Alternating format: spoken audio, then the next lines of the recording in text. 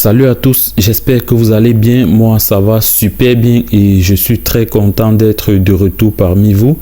C'est vrai que j'avais fait une petite pause, mais là je suis de retour. Et pour ceux qui découvrent la page, ici c'est Rai Trading et nous parlons du trading et de l'investissement en bourse.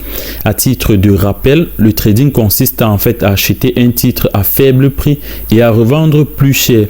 C'est-à-dire qu'un trader doit être capable d'anticiper la hausse ou la baisse d'un titre et prendre son profit. Aussi simple que ça. Et ces titres en fait sont par exemple des actions, des obligations, des matières premières, des produits dérivés et bien d'autres. Mais pour acheter ces titres, nous avons besoin des outils qui vont nous aider à acheter au bon moment lorsque le prix est bas ou encore à vendre lorsque le prix atteint un certain sommet. Donc dans cette vidéo, nous allons parler des indicateurs techniques. Et avant de commencer cette vidéo, j'aimerais inviter ceux qui ne sont pas encore abonnés à vous abonner et surtout à sonner la cloche de notification pour être avertis. Donc nous commençons directement avec cette vidéo. Les indicateurs techniques en fait permettent de repérer et de mesurer une tendance en cours. Les indicateurs techniques permettent de donner une probabilité sur l'évolution future d'un prix. Les indicateurs techniques aussi permettent d'anticiper des corrections. Et bien plus encore, nous pouvons dire que les indicateurs techniques permettent de repérer les retournements de marché grâce au concept de divergence. Il existe plus d'une centaine d'indicateurs, mais nous allons juste étudier les indicateurs les plus utilisés par les traders, les plus importants et les plus utilisés par les traders. Nous allons commencer avec la MACD. Que signifie déjà MACD? MACD déjà c'est en anglais, ça veut dire Moving Average Convergence Divergence. Là, je n'étais pas le plus brave en anglais déjà. Donc, en français, ça veut tout simplement dire que convergence, divergence des moyennes mobiles. Et cet indicateur, en fait, vous permet de détecter facilement les tendances, que la tendance soit haussière ou baissière. Cet indicateur aussi vous permet de détecter les retournements de marché. Et voici, en fait, comment se présente une MACD. Là, vous avez le schéma devant vous. Et par défaut sur presque toutes les plateformes, la MACD est configurée 12-26-9. Comme vous pouvez bien remarquer là, 12 qui représente la moyenne mobile court terme, 26 qui représente la moyenne mobile long terme et 9 qui représente, là vous voyez 9 à la fin, 9 qui représente le nombre de périodes. Et sur la courbe en fait, nous avons l'oscillateur des MACD qui est cette petite ligne bleue. Là vous voyez la ligne bleue. Elle est appelée l'oscillateur des MACD. Nous avons aussi la ligne rouge qui est la ligne de signal.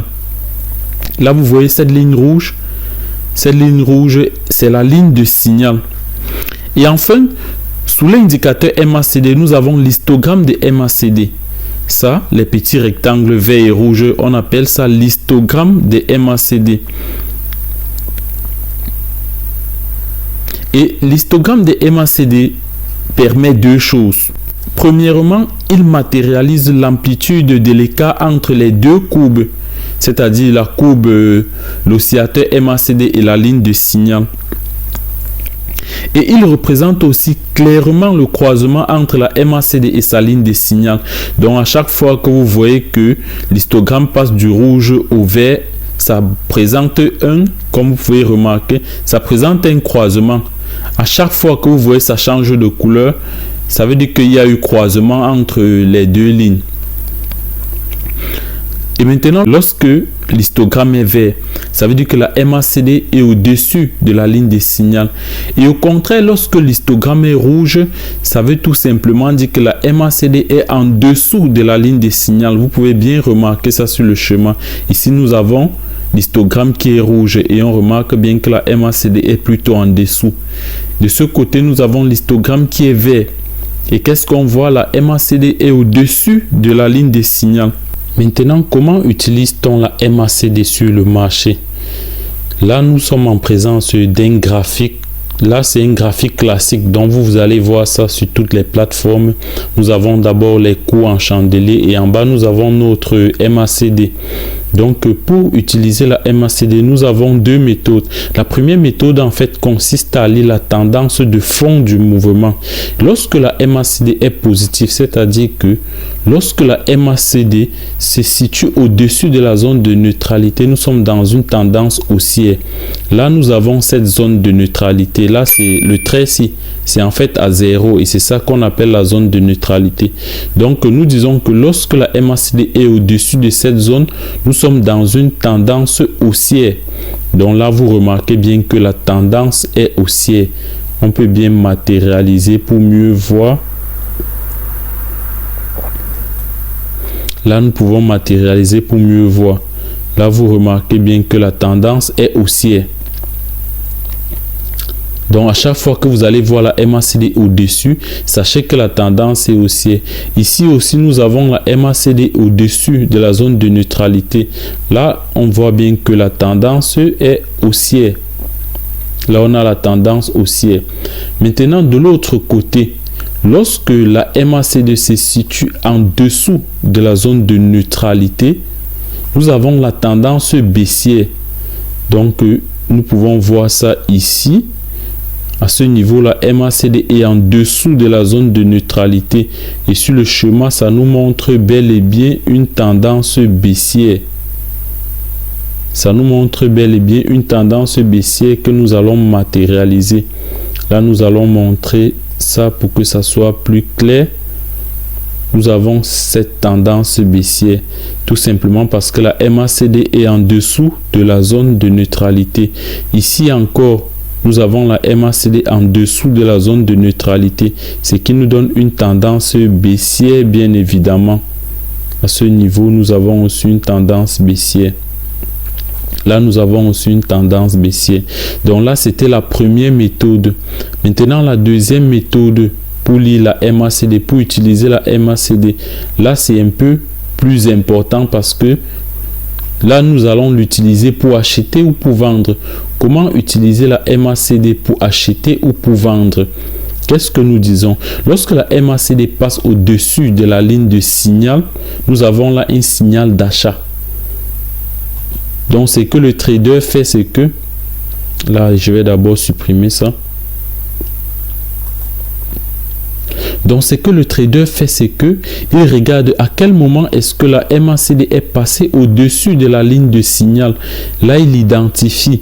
Là, on voit par exemple que à ce niveau, la MACD, là, je vais matérialiser.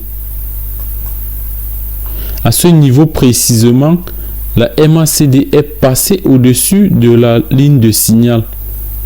Donc, vous voyez que la MACD en bleu est au-dessus de la ligne de signal qui est en rouge. Ça nous a donné un signal d'achat. Nous avons encore ça ici, à ce niveau encore. À ce niveau encore, la MACD est passée au-dessus de la ligne de signal. Là, à ce niveau. Et c'est ça qui a donné aussi un signal d'achat. Nous pouvons bien venir matérialiser ça ici. La ligne de signal. Qu'est-ce que ça nous a fait gagner? Là, ça nous a fait gagner 3,86%. Là, on avait un gain de 3,86%. Et ici, qu'est-ce qu'on gagnait? Ici, on avait ce mouvement. On a eu ce mouvement ici. Ça nous fait gagner 1,66%. Donc, maintenant, quand est-ce qu'il faut vendre? C'est le contraire. Il faut vendre lorsque la MACD passe en dessous de la ligne de signal. Donc, nous avons ça ici. Bon, je vous laisse le temps de regarder et vous me dites à quel moment est-ce que la MACD passe en dessous de la zone de signal. Là, pour ceux qui ont trouvé, nous avons ici. À ce niveau, la MACD est passée en dessous de la ligne de signal. À ce niveau encore, la MACD est passée en dessous de la ligne de signal, ce qui nous a donné un signal de vente. Ça nous a donné un signal de vente. Là, on peut venir tracer ça ici. On peut venir ici voir combien est-ce qu'on devait gagner. Là, vous pouvez voir, on avait un gain de pratiquement 2,98%. Ici encore, nous avons ceci. Ici encore, nous avons ceci.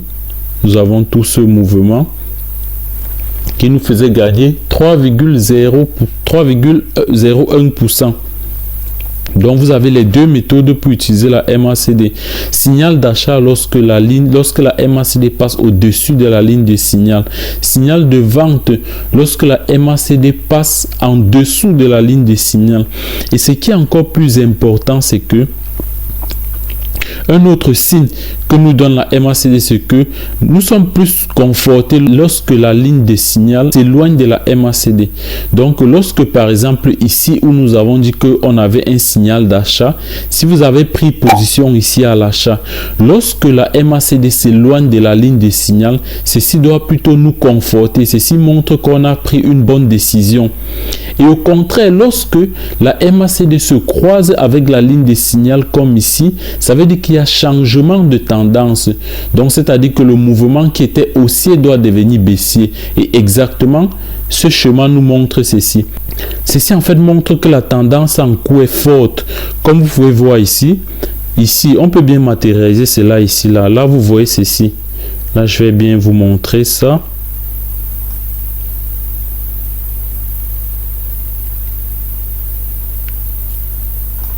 Là, vous voyez cette zone. Vous voyez cette zone. À ce niveau, il y a eu cassure. La MACD a coupé la ligne de signal et a commencé à s'éloigner. Ça a montré que le mouvement devait être fort. Et vous remarquez bien que le mouvement a été très très fort. Remarquez bien le mouvement. Et après, la MACD a cassé encore la ligne de signal vers le bas. Ceci montre qu'il y a changement de tendance. Et le mouvement était aussi fort puisque la MACD s'est éloignée de la ligne de signal. Donc ça matérialise exactement tout ce que je viens d'expliquer là. Donc on ne va pas aller plus loin que ça. On va s'arrêter à ce niveau. J'espère que vous avez compris au moins quelque chose. Donc la prochaine fois, on va toucher un autre indicateur. Je vous remercie et abonnez-vous pour ceux qui ne sont pas encore abonnés et activez la cloche de notification. On se voit à la prochaine vidéo. Merci.